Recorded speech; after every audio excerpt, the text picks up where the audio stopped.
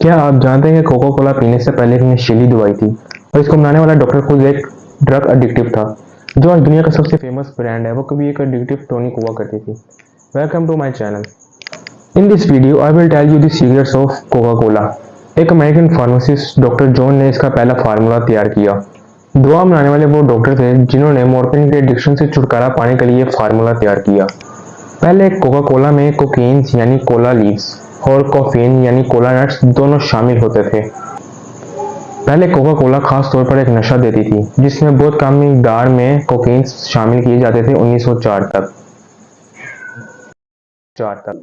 इसलिए इसका नाम बना coke plus cola is equal coco Cola.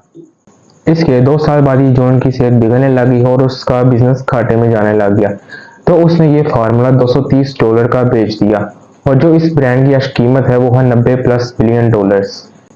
जहां आज कोको कोला हर दुकान में मिलती है, पहले सिर्फ ये फार्मेसी में सिर्फ 9 लोगों को पिलाई गई थी। हर बूंद में थोड़ा सा नशा और थोड़ा सा दवाई का टेस्ट था। जहां कोका कोला एक बीमारी का इलाज बनकर आई थी, आज वो ही दुनिया का एडिक्शन बन गई सबके लिए। कोका कोला पहले एक मेडिसिन फार्मूला था जो कि सर दर्द, थकान और दिमागी स्ट्रेस के लिए बनाई गई थी और ये सिरप की तरह होता था और कार्बोनेटेड वाटर के साथ मिलाकर सबको सर्व किया जाता था। जैकोब्स फार्मेसी में एक काउंटर होता था जहाँ पर फिजी ड्रिंक्स मिलती थी। वहाँ पर यह सोडा वाटर के साथ मिलाकर सबको गिलास में सर्व की गई। जब कस्टमर्स ने इसका टेस्ट किया तो उनको इनका टेस्ट बहुत यूनिक लगा, वो वापिस आए और उनकी तलब इसमें और ज़्यादा बढ़ गई। पहले दिन कोका कोला सिर्फ 9 लोगों को पिलाई गई जिसकी टोटल कमाई 45 सेंट्स थी, यानी हर एक गिलास 5 सेंट्स का बेचा गया। लेकिन उसी दिन से कोका कोला का सफर शुरू हो गया। एक बिजनेसमैन जोसेफ ने देखा कि लोग कोका कोला के टेस्ट के बहुत ज्यादा दीवाने हैं। पहले कोका कोला सिर्फ एक सिंपल चीजी बोतल शेप की थी। पहले कोका कोला कंपनी ने बोतल्स को रिजेक्ट किया और वो फाउंटेन्स पर ज्यादा फोकस कर रहे थे। असली और नकली कोक में फ़र्क समझ नहीं आ रहा था। दूसरी ज़्यादातर कंपनीज भी इसी बोतल्स में कुछ और डालकर दुकानों में बेच रहे थे। ब्रांड की पहचान खतरे में आ गई। कोक के मालिक ने सोचा, हर कोई हमारी बोतल में कुछ भी डालकर भेजेगा तो हमारे लिए नुकसान होगा ज़्यादा। कोका कोला ने एक डिज़ाइन कॉन्टेस्ट रखा कि एक ऐसी बोतल डिज़ाइन की जाए जो कि अंधेरे में भी पहचानी जाए, अगर टूट जाए फिर भी पहचानी जाए कि ये कोका कोला ही है। 1915 में जब ब्रूट कंपनी ने एक बोतल डिज़ाइन की, वो बल्कि एक बोतल डिज़ाइन नहीं की बल्कि उन्होंने एक कोक की पहचान बनाई थी। लेकिन बोतल के अंदर जो था उसमें हर दफ़ा नया केमिकल ऐड किया जाता था। एक ऐसा वक्त आया कि कोक सिर्फ दवाई नहीं बल्कि सबके लिए नशा बन गया।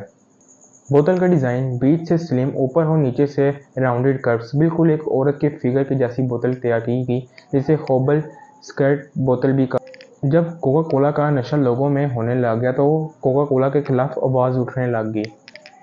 1904 से कोका कोला ने डिकोगनाइज कोका लीव्स ऐड करना शुरू किए और 1929 तक कोकीन को पूरी तरह हटा दिया गया। लेकिन तब तक दुनिया कोका कोला के टेस्ट की आदी हो चुकी थी। जब कोकीन पूरी तरह ख़त्म हो गई तो नए केमिकल्स आए टेस्ट को बनाए रखने के लिए और नशा को जिंदा रखने के लिए। आए एक एक करके देखते हैं कि कोका कोला में आज क्या क्या होता है। 1904 से लेकर 1929 तक जब लोगों को शक हुआ कि कोक में नशा है तो ऊपर से प्रेशर आया और कोकीन को पूरी तरह मिटा।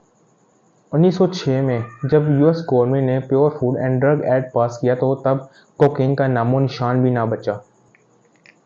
कोका कोला ने नेचुरल इंग्रेडिएंट्स की जगह साइंटिफिक केमिकल ऐड करना शुरू कर दिया। इसमें 2 केमिकल्स डाले जाते हैं जो इंसान की ज़िंदगी के लिए दीमक साबित होते हैं। पहला केमिकल फॉस्फेरिक एसिड जो रस को हटा सकता है और लैब में मेटल सरफेस क्लीन करने के लिए यूज़ होता है। इसका पीएच लेवल होता है 2.5, मतलब वो लेमन जूस से थोड़ा कम और विनेगर के बराबर एसिडिक है। एक एक्सपेरिमेंट्स में 48 आवर्स में कोका कोला ने स्मॉल आयरन नेल का आउटर लेयर डिसॉल्व कर दिया था। कार्बन एसिड जो बबल बनाने के काम आता है उसका पीएच लेवल होता है 3.0। मजीद इसमें सिट्रिक एसिड इस्तेमाल होता है। मगर मजीद सवाल ये है कि क्या ये बोतल सिर्फ ठंडक देती है या आपके जिस्म को अंदर से खोखला भी करती है। चलिए जानते हैं साइंस का सच।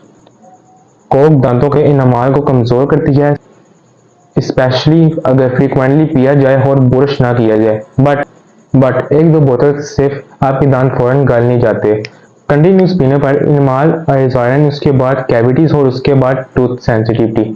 कोक हमें ये बात बताती है कि पीने के बाद अगर आप 30 मिनट तक ब्रश नहीं करते, एसिडिक इनमाल को खराब कर सकते हैं। फॉस्फेरिक एसिड और कैफीन ये दोनों कैल्शियम अब्जॉर्प्शन को आहिस्ता आहिस्ता खत्म कर रही होती हैं। लंबे अरसे तक इसको पीने से हजारों हड्डियां कमजोर हो सकती हैं। लंबे अरसे तक इसको पीने से हड्डियां कमजोर होती हैं, खास तौर पर औरतों की।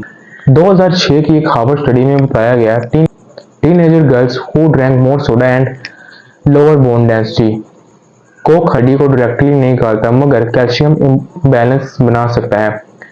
लोग कोक से टॉयलेट क्लीन करते हैं because it's acidic and Fiji, लेकिन वो क्लिनिक टेम्परेरी होती है।